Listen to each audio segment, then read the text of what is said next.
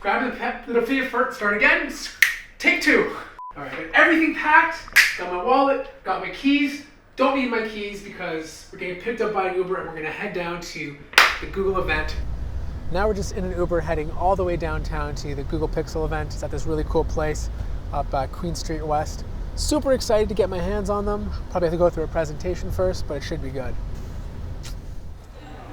We gotta wait 5 minutes.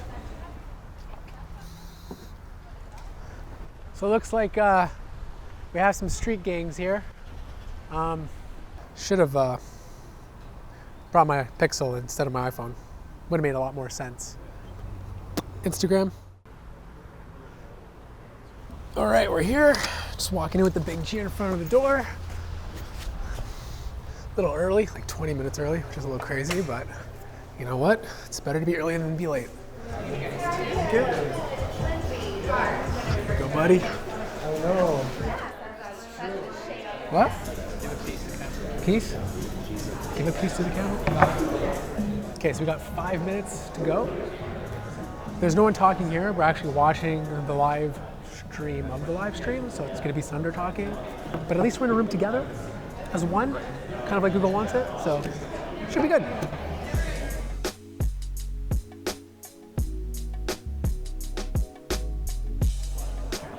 So we just got out of the live event. I'm super excited, tons of products to talk about, but the first thing I want to show you is the main attraction, the Google Pixel XL2. This is a 6-inch smartphone that doesn't feel like 6 inches.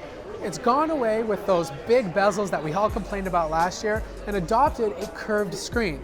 Now here's the thing, this screen is not super curved, so it doesn't feel weird when you're typing. It's just slightly curved in order to get the screen to the end of each bezel. The way it feels in your hand is different too. It doesn't feel like a slab of metal. It has that polycarbonate feel to it, even though it is made out of aluminum. So if you remember those old HTC phones, that's exactly what it feels like. The buttons are tactile, they're in a great position, and Google made the power button orange, making it a little bit easier to see. Now here's something very interesting. Google said this is the fastest fingerprint scanner in the world. That's a big claim, and that's something I'm obviously gonna have to test. But there's a nice indent to it, very easy to feel. Your finger just rests perfectly on it.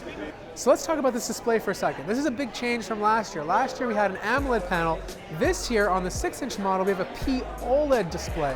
Now this is the technology that LG is using on the LG V30. Now based on my first experience, it doesn't seem as colorful as a Super AMOLED display, let's say on a Galaxy S8 or the brand new Note 8. I do prefer it over an IPS display and you're able to get those nice curves, but I'm gonna have to use this a little bit more in order to determine how it compares to regular Super AMOLED. With that being said, there's a lot of changes with the software. For instance, the Google Home bar is no longer on the top, it's on the bottom, and if you switch between different screens, it stays with you. When you press on it, you get instant access to some of your favorite applications or some of the things you searched recently. And the live wallpapers have changed. So you no longer have just little animations going around. It's a lot more subtle now. So for example, the water, it just kind of moves slowly as you're using your phone. So like little details that there weren't there before. Was this one of the new cases? Oh, that's nice. You're even going to get like a little clean. Oh yeah? little spit and shine. Exactly. So my favorite feature of last year's Pixel was the camera, and this year they've improved it quite a bit. So you still have a 12 megapixel sensor, but it's obviously a little bit different. It has an aperture of f1.8, but they've added a lot of new features to it. Now I don't know if you remember, the biggest thing when the camera was released last year, it didn't have optical image stabilization. You now have that piece of hardware in here. Just testing the object image stabilization. So far it seems pretty good. Not bad. This is using the new EIS and OIS paired together. So Google is not only using electronic, it's also combining it with optical. So what you're gonna get is a lot smoother video. So let's say you're on a bike, or if you're running down the road and you're holding your camera in front of you, that image is gonna be stabilized, giving you a lot smoother footage. Now, there are other features that are software-based. For example, there's now a portrait mode, kind of similar to Apple's and what Samsung is doing with Live Focus. You're able to take a picture of someone and completely blur the background. But the neat thing is, you could also do it with your front-facing camera. So if you're taking a selfie and you have someone beside you, you can take a front-facing picture and you're gonna get that blurred background. Google's not using a second lens like most other companies are doing. What they're using is their advanced algorithms in order to understand the picture, take certain elements of it, and provide that blurred background. Oh, this is AMOLED, okay. This all is right. a new plastic OLED display. So this is using the LG stuff, and this is using HTC's AMOLED Well, technology. we don't talk about Yeah, the of course, different, but like, just kidding, panels, yeah. But, like, we have All right, so one of the biggest complaints last year was that the Google Pixel didn't have water resistance, especially at a phone at that price point. All the other flagships had it, this one didn't. Well, this year it's different. We actually have water resistance on this phone. It's IP67, so you don't have to worry about it getting wet while you're in the rain or if you're by the pool. There is a new omission though. There's no more 3.5mm headphone jack, but they are including an adapter in the box. The trade-off is you do get better speakers. No longer do you get that really bad mono speaker on the bottom, but you get dual speakers on the front giving you full stereo sound. Now they have some algorithms implemented so that you'll be able to get a much better sound experience.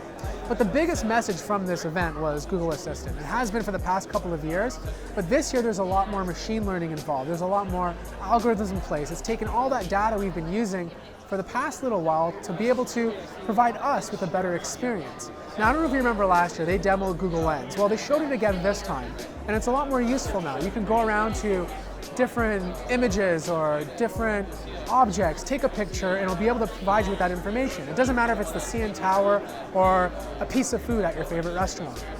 And I think that's what Google's trying to aim for, to make your life easier using an assistant.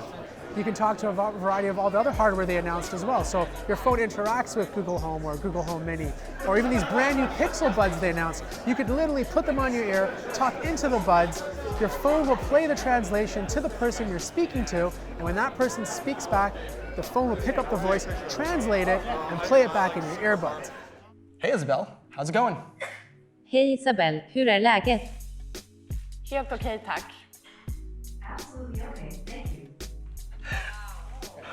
Now before I wrap this all up, I got a couple of things to say first. First, I didn't talk about the smaller version too much, and that's because it's pretty much the exact same phone as the 6-inch version. And that's a good thing. They both provide great functionality.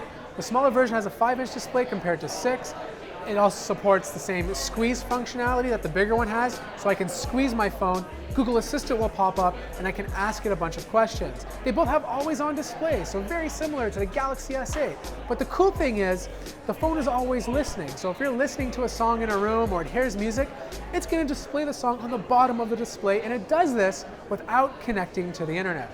So I'm super excited about these new devices.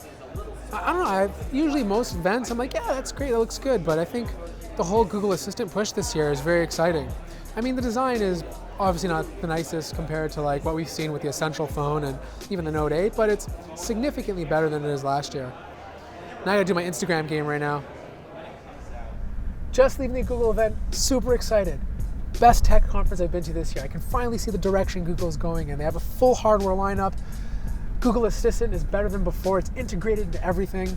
And did you guys check the prices of the Pixel phones? Flagship devices, $650 for the smaller one, $850 for the bigger one. Think about it. You compare that to the Note 8 or the iPhone 10, which cost $1,000. Still great value in such great products. I'm excited about it.